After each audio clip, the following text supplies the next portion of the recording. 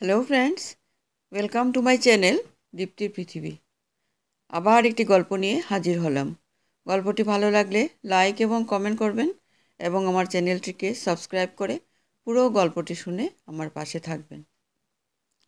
আমি ছোটবেলা থেকেই আর কিছু নয়, খুব ভূতের ভয় পেতাম। আমাদের পুরনো বাড়িতে স্নানঘর ছিল একতলায় সিঁড়ির নিচে। সেখানে ছিল মস্ত এক চৌবাচ্চা। দিনের বেলা যেতেই আমি ভয় অস্থির হয়ে যেতাম, তো রাতে আমার হাল আরও খারাপ হতো। তার উপর যদি পেট খারাপ হতো, তখন ভাবতাম এর চেয়ে আমার মরে যাওয়াই ভালো। আমাদের বাড়িতে এক দিদি থাকতো, বাড়ির সব কাজ করার জন্য। রাতে সেই আমার একমাত্র আশা ভরসা, ভগবান ছিল। একদিন দিনের বেলায় চারিদিক অন্ধকার করে বৃষ্টি শুরু হয়েছে। আমি তখন ক্লাস 4-এ পড়ি। স্নান করতে গেলাম একাই, কারণ বৃষ্টিতে একটু ভিজতেও হবে। সাথে ছায়াদি গেলে তো দেবে না ভিজতে। ভিজে টিজে মনের আনন্দে স্নান করতে ঢুকলাম, আর ঠিক যখন মুখ চোখ সাবান ভর্তি হয়ে গেল, তখন কারেন্টটা চলে গেল। আর আমায় পায়কে তখন চৌবাচ্চাটায় বড্ড ভয় করত। মনে হতো কেউ আমায় টেনে নেবে ভেতরে, আর বেরোতে পারবো না। সেই মুহূর্তে চিৎকার করে ছায়াদিকে মাকে ডাকছি, ওরাও শুনতে পাচ্ছে না। একে দরজা বন্ধ, তাই বৃষ্টির শব্দ। হঠাৎ আমার মনে হলো আমার জামা ধরে কেউ টানছে পিছন থেকে। আমি তো কাঁদতে কাঁদতে অজ্ঞান।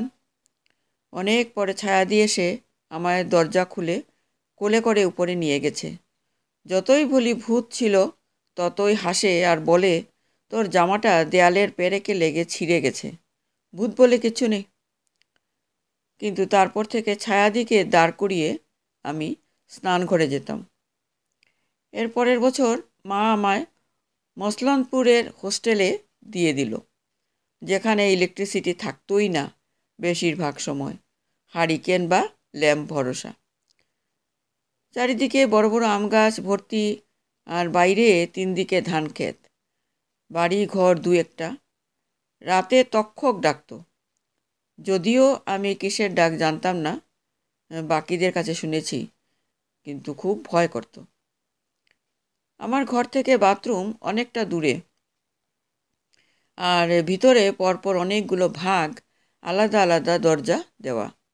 রাতে সবাই ঘুমালে খুব কষ্ট হতো, কিন্তু কিছু তো করার নেই, সবাই ক্লান্ত হয়ে ঘুমোতো। আর ছায়া দিদিও ছিল না যে সাথে যাবে। অন্ধকার রাতে হারিকেন নিয়ে যেতে হতো। কোনো আওয়াজ শুনলেই ভাবতাম আর বোধহয় মা বাবা বোনদের দেখতে পাবো না।